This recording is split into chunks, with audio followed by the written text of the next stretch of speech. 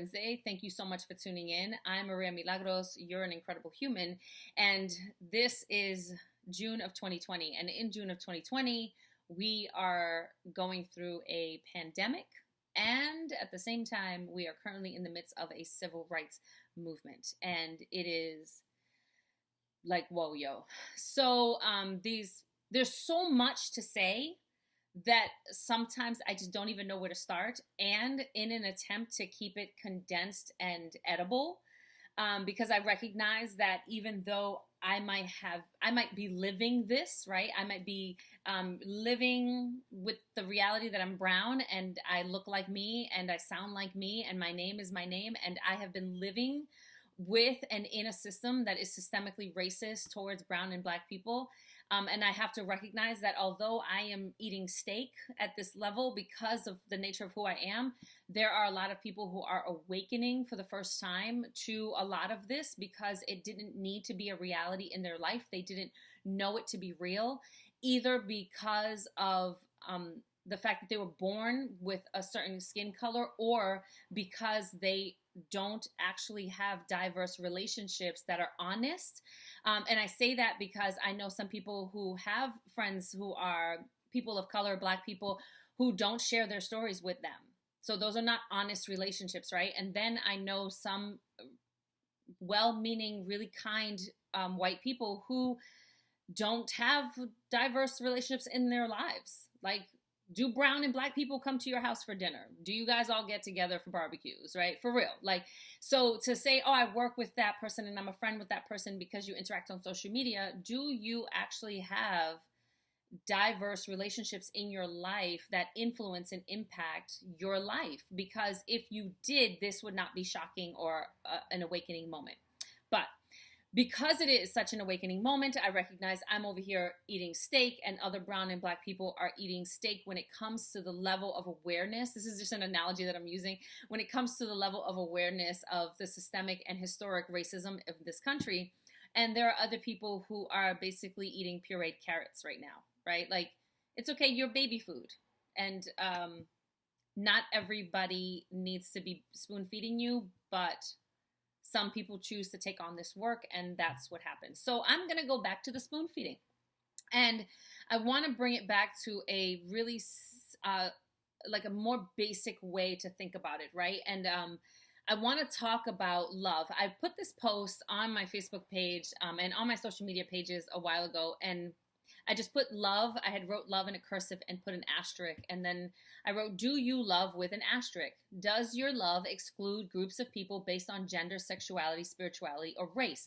And again, I want to be clear. I'm not just talking about like I love them from a distance.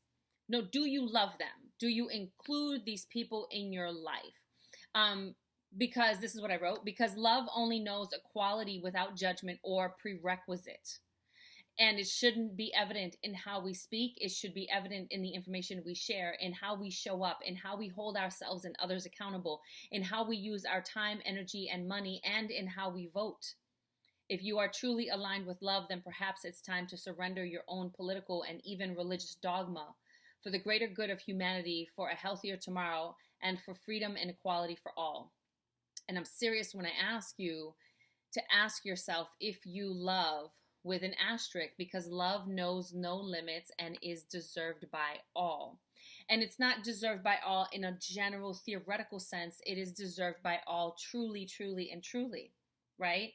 So if there is a black man in front of you, your job, our jobs are to recognize, first of all, to acknowledge when we hold biases that prevent us from truly showing up in love.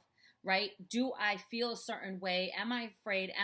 And then owning that, acknowledging it and recognizing and owning it, and then choosing to educate ourselves as to one, where did that come from? Maybe it's programming from your upbringing. Maybe it's programming from your education, most likely. Maybe it's programming from where you work, right? Where did these indoctrinations come from? And then why did I choose to get on board with them and to believe them? Because when I do, then my love has an asterisk, right? And so when a gay person is in front of you, when a trans person is in front of you, when a a queer person is in front of you, do you fully love on them? Do you hug them? I mean, maybe not hugging right now with the COVID thing, but would that be your normal response, is to hug and to love on and to be there and to connect with that human as a human?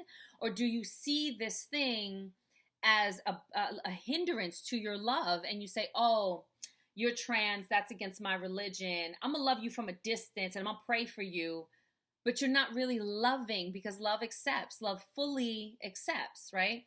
Oh, I see you and I'm gonna love you from a distance because I'm scared of you, I'm gonna go run and hide over here and I'm gonna live in my safe little bubble away from you, right? We have to acknowledge when we are adding an asterisk to our love, because that is how we do this work, by acknowledging our biases and then choosing to not just see them, but to do something about it. Like I see it, I recognize it, now I know where it came from, and now I have to start educating myself and start to create some real changes in my life, right?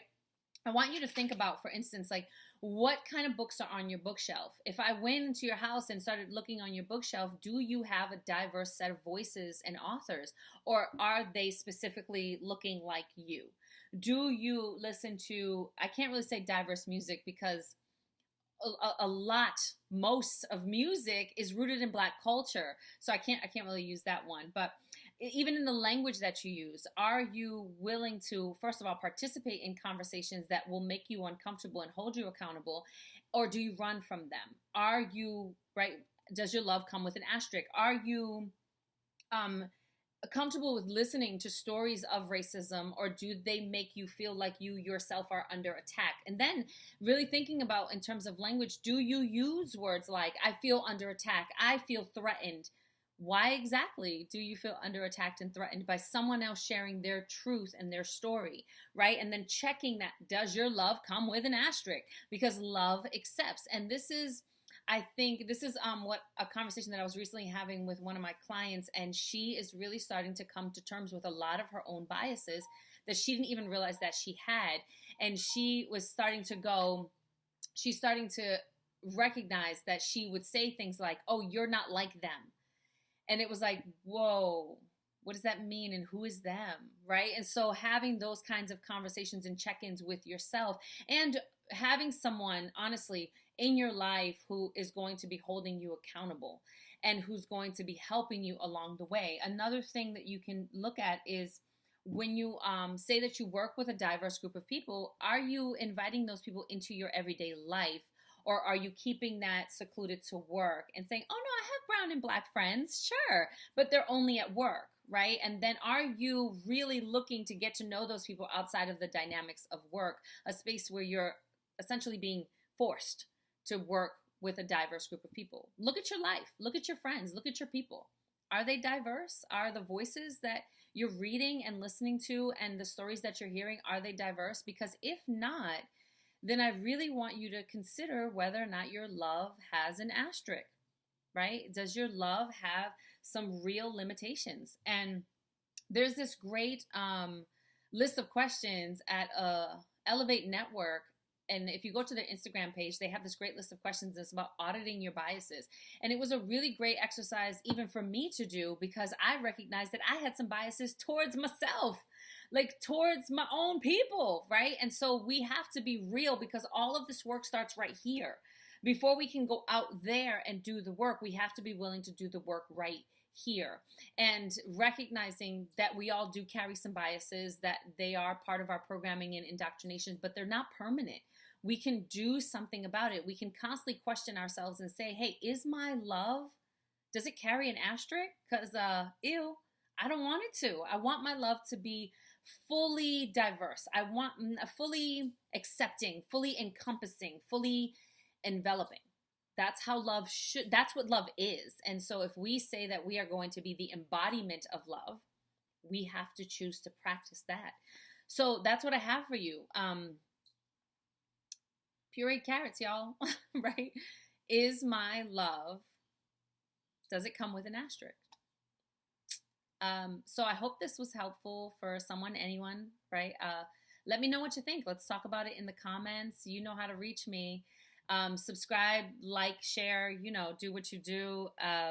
Get uncomfortable. We have to get uncomfortable and be okay with that in order for us to continue to grow, again, for the greater good of humanity, for a healthier tomorrow, for ourselves, for our children, for our children's children, and definitely for freedom and for equality for all. We can do better. We can do better. And we need to. We need to. So, right here, this is where it starts. Okay. I love you. I appreciate you. Thanks for watching. And I will see you next week. Peace.